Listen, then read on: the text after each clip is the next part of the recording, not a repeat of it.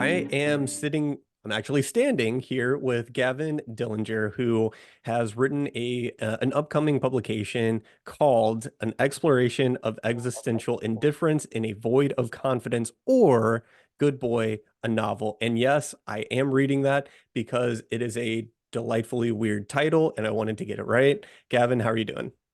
I'm doing all right. How about yourself? Oh, doing just fine. It's a Friday afternoon and really enjoy we've talked for a little bit and I enjoy chatting with you already, so I think this will be a fun little discussion here. I did get a chance to read your book. I wrote a little review of it and I Yes. thought, the absurdity and the humor, it paired well for a story that actually has to do with some pretty profound themes. So I'm sure we'll talk about a lot of that. But in your own words, give us a little synopsis of Good Boy, which I am Yeah. going to refer So to it as Good Boy. I do love the no, that's title, that's but the I'm going to that's the refer to it as intent. And Good Boy. initially, when I had written it, it was just Good Boy. But then in 21 or 22, Hulu released a short film called Good Boy that also kind of had to deal with a demonic dog on some level. And I was like, well, I've got to add something to this while still retaining the original title. So it ended up going from Good Boy to an exploration of existential indifference and void of confidence. And then, the parenthetical. I love it. But referring to it as Good Boy is absolutely fine. Um, what this book is about. Whenever I kind of talk about my books, I usually say there's a smart answer and a dumb answer. The smart answer, the air quote smart answer, is it's about a refusal to address the problems that are apparent. Um, the dumb answer is it's about a man who buys a home through an online realty website and then realizes that there's a portal to hell in the master bedroom that was just conveniently left out of the pictures. And then through that portal comes Munch, who is the hellhound of gluttony, and it just kind of gets weirder from there. But yeah, so if you're just wanting kind of a simple, like, I want kind of a goofy horror experience, it's got that. But if you're also looking for kind of that kind of young adult malaise that I think doesn't really get addressed enough, um it's steeped in that. It came from a time when I was in my early mid 20s and was kind of like, I was out of college. I was working a job that wasn't related to my degree and that really wasn't what I was most interested in. I was working an IT job. I got a degree in social work. Um, and so there's just kind of that weird space, I think, right after college. And exploring a lot of that young adultness and the isolation that can come with not being in a system that puts you around people every day like schools do. Yeah, and that's the part that spoke to me quite a bit because I still remember being in my early 20s, having my first job, having a lot of expectations about what a professional life is going to be like, and finding out like, hey, it's actually kind of boring and I'm literally stuck doing things you don't love doing for a large portion of your life, it turns out, right? And it's really weird to transition to that. And you mentioned sort of that early mid 20s malaise that you say it's not depicted a lot, but I think it's not depicted in this way. But when I think about it, you have things like the film adaptation of Scott Pilgrim versus the World, and a lot of different movies that, or books that have to do with people in their early 20s who are just, it's a failure to launch situation. But here you have a character that is actually at a job working, and you detail a lot of the mundanity that goes into a professional job. So I definitely got that from your writing that you have that sort of background. Well, and yeah, and when I say not depicted a lot, not so much that, like, oh, we don't have enough content about people in their 20s. Like, no. I think it's just kind of, so often there's this absence of characters who work normal, yeah, well, I guess normal, once again using air quote, normal jobs. Because I mean, how many stories are there about writers or about journalists? Or the And hotshot executive that works at like a marketing or an advertising agency, that kind of stuff. yeah, and I find the vast majority of people I know, they kind of work jobs that aren't interesting to a lot of people. And that doesn't mean that the jobs themselves aren't interesting. As some people enjoy, some people will have zero interest in what I've written and enjoy working with numbers. And I just think one of the things whenever I'm writing a character, is I kind of want to go back to, well, what is a job that most people have experience with? Um, because I guess I don't know, I feel like journalist sometimes it's not a bad job to give a character, but I feel like it's also a job you can give a character if you don't want your character to worry about work. So it's like, oh, they're out working on the story now. Yep, absolutely. And you detailed sort of your kind of unconventional journey into getting this into published material ready to release. So you want to talk about that a little bit, sort of how it started, your writing process, getting into it, and then all the way to completion where you're ready to release it into the world. Yeah. So this project kind of came about, I want to say like, oh, about 7 years ago now. And what happened was I had been writing for a satirical comic book news website called The Outhousers, which is now defunct, largely because the advertising money wasn't offsetting server fees, and also we were all just kind of moving on to other things.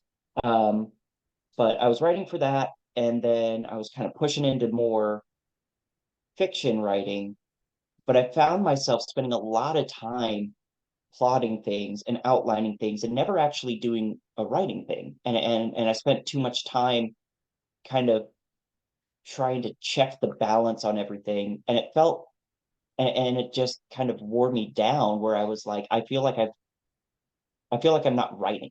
I feel like I'm plotting. And which is an important part of the process, but that's a different conversation. So I just needed something to be created. So I decided one evening I would just sit down and I'd write a chapter about whatever. And the first chapter of the book, um, is just that, is me just thinking about, just kind of thinking about how to funnel emotions into a a playful output.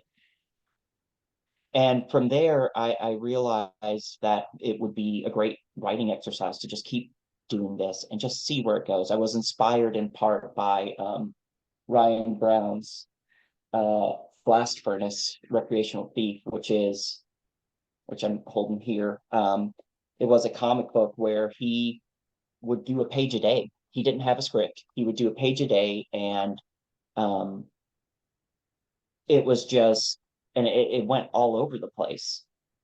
But I realized, you know what, I could do that with chapters, with writing a book. And so I did. And then once I realized I was working on that, I was like, I need a reason to continue doing this. So I had to create the illusion for myself that people were reading it even if they weren't. And I went and bought a advertisement on a podcast, the horror show with Brian Keene. Uh, some people still remember that advertisement because I inadvertently bought the advertisement for the Scares That Cares fundraiser live show, and the advertisement was rather inappropriate. Um, some people will know what I'm referring to. Uh, but it garnered conversation. And so I don't know if anyone has actually read this at all. I'm sure people have visited the website. I don't know if they stuck with it, because when I was writing it, I wasn't doing a ton of editing on it, and it was very legible. And so fast forward to last year, I realized I had this manuscript of about 40,000 something words. And I was like, well, why is this just sitting here?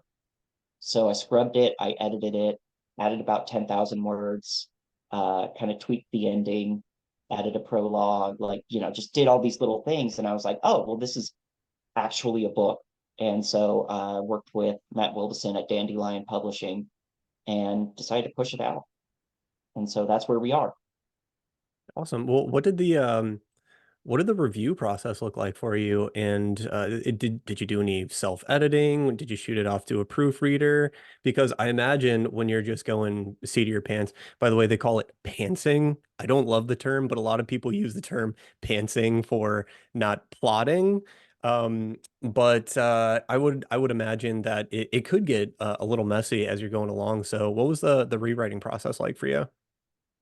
Yeah, it was very isolated. And part of that is I just have a tendency to kind of be like, oh, I'm gonna do this by myself.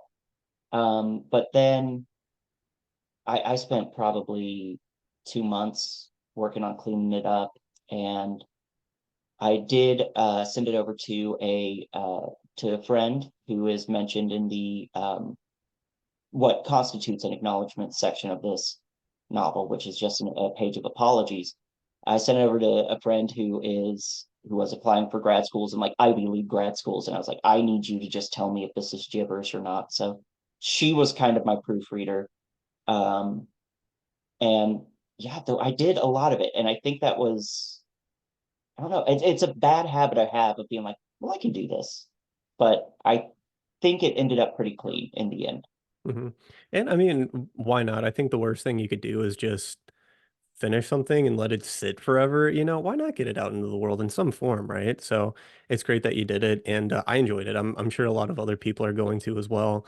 And one thing I wanted to ask you about here, I did ask you about it before, but you have an interesting contributor credit in a one, Jeff Strand, who I do have one of his books on my shelf here. I'm actually a big fan of his. So can you tell me the story, no matter how brief it is, about how you came into contact with him and got him to write a little page for your forward? Yeah, so in a way, it goes back to the aforementioned Outhousers. The Outhousers, uh, Brian Keene wrote for the Outhousers under a pseudonym, and so through the Outhousers, I ended up meeting Brian, and Brian has kind of lended me a lot of undeserved credibility amongst a lot of horror authors, which I'll take it. Yeah, it's good. One of It's good to whom be humble, but take it.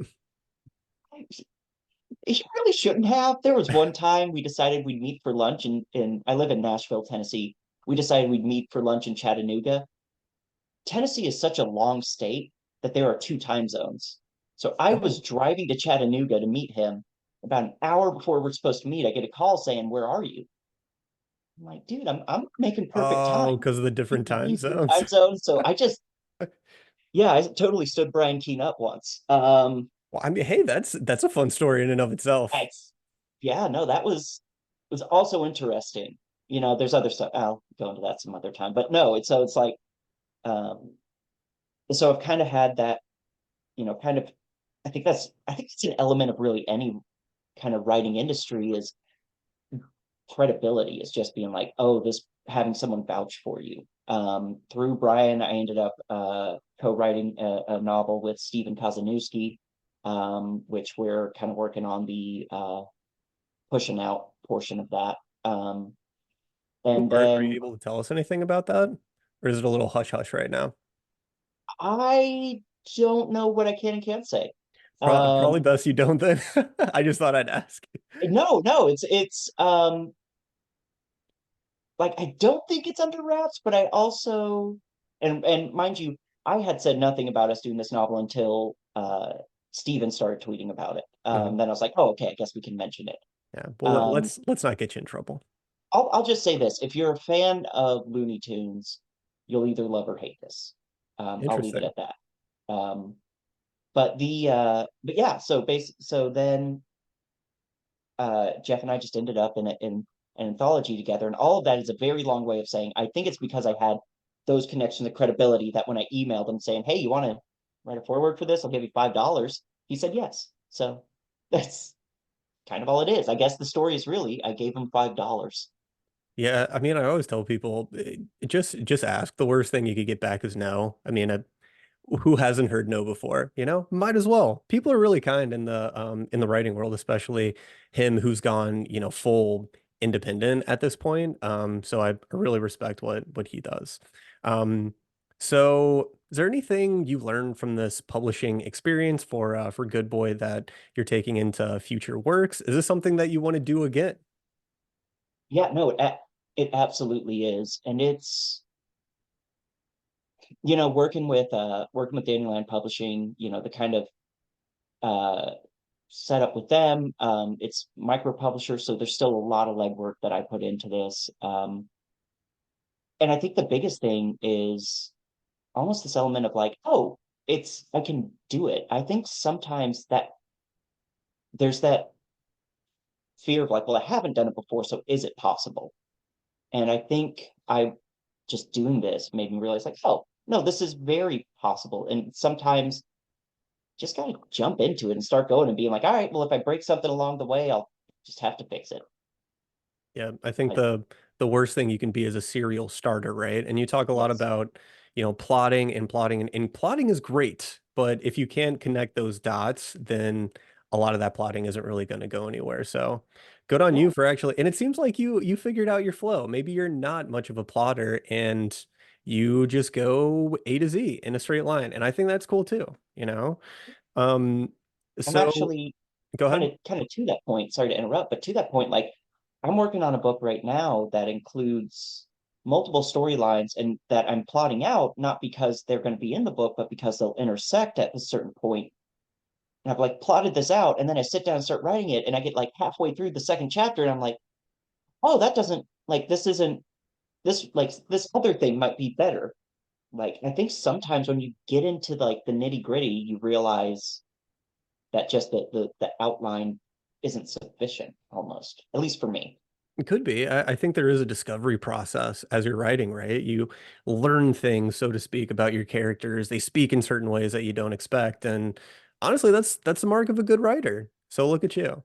Um, so I wrote in my review that there's sort of like an absurdist kind of storytelling. And what I thought was really interesting is that you are exploring some pretty profound themes of isolation and existential dread in your 20s, but you're channeling it into the story that is about a portal to hell in someone's bedroom and where people don't necessarily react all the time like they do in the real world. And at some point, sorry for spoilers, but we do go to hell, is all I'll Mhm. say. Why did you decide to make the platform that kind of what I would call absurdist humor to explore those themes? think I think it's just that the merging of my interest. My favorite authors are Joyce Carol Oates and Jason Pargin. Like, and so I like sad stuff. I like weird stuff. Like it just kind of felt like the intersection of me in a way. So it was never a conscious decision. It was more just like, what am I feeling and what is going to make me laugh at this moment, Mhm. even if it makes no one else laugh. Yeah, and I And think hopefully it does, but well, that's I kind of think my there is a really good balance of humor with some of the horror and the action. Is that something you took a look at when you were going back and reviewing it, as whether you were balancing that effectively? Did anything change during that process? yeah. There were times that I was looking at something and I was like, I see what I was trying to do here, but it just doesn't. It's just not funny. It's just like the phrase. There's no way to phrase it because that's also one of the other things. Doing humor in straight writing is kind of weird because there's so much about tone and timing and getting the cadence down in on paper is just it's a struggle.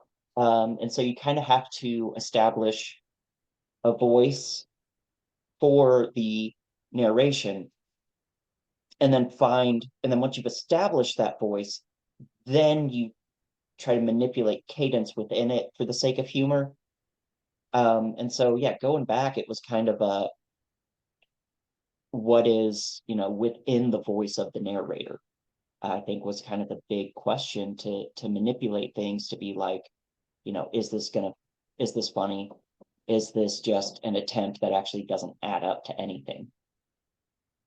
And also being consistent in how that humor uh, how that humor presents itself, um, in regards to the character, because it is written in first person, so you do have to consider that a lot.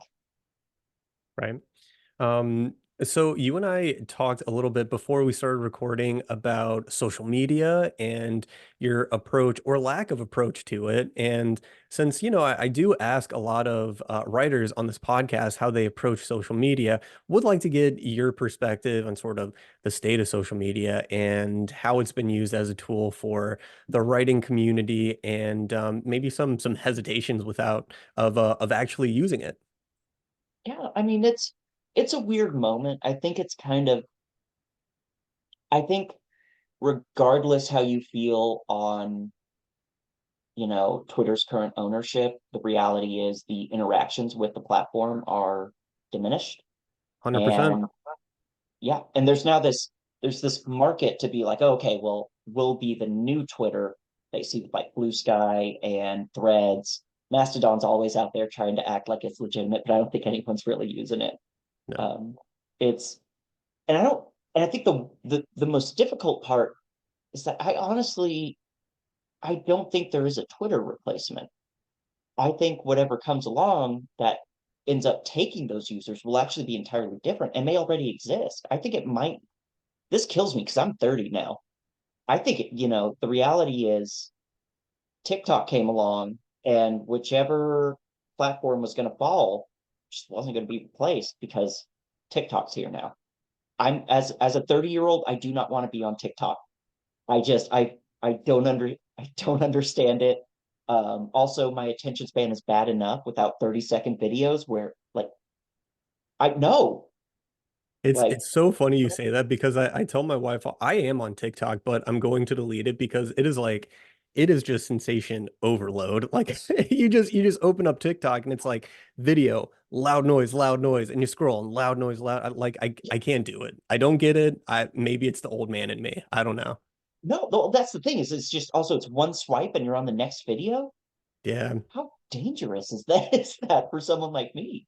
not great. And sounds like you're right there too, Yep. where it's just I like a quick 30-second 10 to 30 second like thing. It's you always tell yourself like, oh, well, just one more. Yeah, That gets me. If I'm ever playing a video game that is rounds based, something like a Rocket League or Dead by Daylight, it's just like, oh, well, I'll just do one more round. And it's just it adds up so quick. Yep. Which is actually why I don't play video games. So there you go. But I admit I used to have a problem with it, which is why I don't play. It was exactly for that that reason. I just didn't want to stop. So yeah, so when people go find you on social media and see that you perhaps don't have like 1,000 followers like some other writers, this is why, because that's actually an intentional thing, And I think that's perfectly fine because frankly, I think someone's writing should speak for itself. Yeah, and I mean it's partially intentional. It's partially me just being like, I don't know what to do with this. So I would like to have 1,000 followers, but I also know the amount of time it would take to build that up. I think I could be productive in other places with. Yep. So it's weird. It's a weird time. It I'll is. Yeah, I figure it out completely eventually. agree. Well, transitioning from that, I want to talk about what success looks like to you. So you have this book, remind me of the release date. When are we putting it out? January 12th. January So, 12th. Okay, so it's going to come out January 12th. What does success look like to you once it's released? I think this may sound weird, but I think the fact that it released is a success. I think in the end, especially as something that was just sitting around on a Google Drive, like to push it out and be like, look, here it is. I feel like that's the culmination in part because, while it would be cool if it took off and if, there by some crazy set of circumstances, like does the movie deal or whatnot. I don't anticipate that and I'm fine with that because I just want people who can relate to it to have the opportunity to read it because I don't know, I guess there's a weird component of me that just wants, that has at times felt kind of alone in some weird emotional feeling. And I'm just hoping that the book kind of encapsulates that while also being lighthearted enough in just the ridiculousness of it all. Uh, it, so maybe, so I think success is January 12th. It's just once that day hits and it's available, I'm still going to promote it. I still want it to have, to be in people's hands.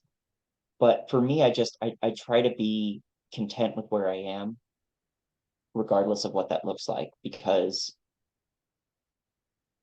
as much as I would love for writing to be a full-time thing, I there's an element to any sort of creative field that you don't have control over. And so just being content and having it out there, you know, that's almost enough for me. I'm still gonna push it. I'm still gonna try to get people to buy it, but I think I just being happy with where it is, that's my success. That is a very humble response. And, if you have low expectations, the best thing that could happen is that you're surprised, right? Exactly. There you go. There you go. Well, I do think it has legs personally. The writing's very good. In transitioning into your writing, what are you currently working on? I know you said you mentioned you were working on something with someone else, and that was the Looney Tunes inspired piece. But is there anything else you're currently working on? Yeah. So I've got a couple. So I've got the novel with Stephen Kazanowski. He's the gentleman who wrote Hermatophages, Perfectly Fine House. And then I've got a novella that I'm doing some cleanup on. Uh, it's really it's interesting because it's probably like polar opposite tonally of what you've got with Good Boy. And then I'm working on a novel that is kind of um in some ways like a spiritual sequel to Good Boy in that it deals with a lot of the same kind of general malaise. And then I'm also just trying to keep up to date on my Substack. Uh, been kicking around the an idea of, coming up the holidays. I've also been kicking around the idea of doing a collection of short stories that are just holiday based, just because I feel like, I don't know, it just feels like it might be a fun thing, but I'd have to start on it now. So if I'm going to commit to that, it's got to be a now thing. But I would say, yeah, just keep an eye out for what is tentatively called Looney. Um, and then, then after that, I should have a novella that I'm pushing out that I'm very proud of. So So it sounds like we're working on three things actively at the moment. How do you balance all that? Plus I plus your full-time poorly, job. poorly is what it comes down Or to. okay, good answer. Um, I don't. It's kind of it's a weird thing where I part of it is my own shortcoming. I assume everything takes me 15 minutes. This get like I just like somebody at work will be like, "Hey, we need you this." I'll be like, "Oh, I got that." Like that'll just be 15 minutes, and it's like 2 hours, and I'm like, "Oh, I vastly misplanned my day." But the other thing is with the novella, it's already written. It's mostly editing and kind of beefing it up and tweaking. Um, with the other novels, I think I'm in a great spot where I don't have hard deadlines. So I'm just gonna keep pushing. And I'm just gonna and it's about accepting what I do get done. I would love to be somebody who sits down and writes 5,000 words and, you know, in an hour. That's not me. I'm I sit down, I take 20, 30 minutes to like focus in, and then I shoot out like 500 words in 20 minutes, and then I'm like, okay, do I have more in me? And it's just, it what is it, comparison is, you can't go by comparison of like, oh, there's these other people who write 1,000-page novels. You just got to take what you can do and accept the fact that you're sitting down and you're writing and you're doing something. You're sitting down creating, while there are other people who bemoan that they don't, that they want to do that. they just don't. So being proud of what I can get done, even if it's not everything I want to get done. So it's just, yeah, taking the little victories. Yeah, and everyone's different. I remember I was at a writer event once, and the writer and the moderator they were talking about, I forget what writer they were discussing, but they said, yeah, this guy apparently he, started writing a novel at the end of the night, and then by morning he had a full manuscript, and everyone was like, oh, and I was like, it sounds like there's some drugs involved here, you know? So I mean, everyone's different, everyone works different, everyone goes at Yeah, their own pace. As long as you put out great work, I say it doesn't really matter. Keep going. yeah, absolutely. Be big or small, if it's your creation and you feel it's what you want it to be, no matter how long it took you to get there, be proud of that. For sure.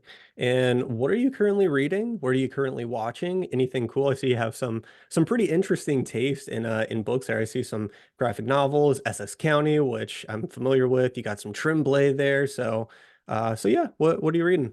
Yeah, right now I'm reading Spiral by Koji Suzuki. It's the sequel to Ring. Nice. Um, yeah, I'm enjoying it a lot more than the original Ring book, which I did like. But I typically do two books at a time, one that's kind of lighter and one that's a little more dense, just because, balancing things out. As for anything I'm watching, been pleasantly surprised. I finally stopped and watched Gen B. Everybody was telling me like, no, it is good. I thought it looked terrible from the trailer, but I was genuinely surprised how much I've enjoyed it so far. So finish that out, but that's it. There's not a ton I'm watching right now. Just, and typically though, when I do finally sit down and watch something, I'm like, oh yeah, that's right. It's enjoyable to like take in other people's creations. That's right. And That's right. And usually, throw the phone away, right? Make sure you're yeah, actually engaged with it. yeah. Awesome. Well, we are just about at time here. So wanted to remind everybody watching or listening that the book, which I'm going to read the full title again because it's long. It's all, by the way, I love long titles. The Unbearable Weight of Massive Talent was one of my favorite movies Mhm. of last year. I love Um, the new Nick Cage stuff. Yes, yes. So the title is An Exploration of Existential Indifference in a Void of Confidence, or Good Boy, a novel, which it is about a very good boy. And as a dog lover, I really enjoyed it. So that is out on the 12th. So it's coming out by the time we're recording. It's going to be out in a week's time by the time you hear this. It may already be out, but yeah, we'll do a post about it. Informing everyone when it's going to be out too. So, really hope it's successful for you. I enjoyed it quite a Thank bit. you. Yeah, and thanks for taking time to talk with me.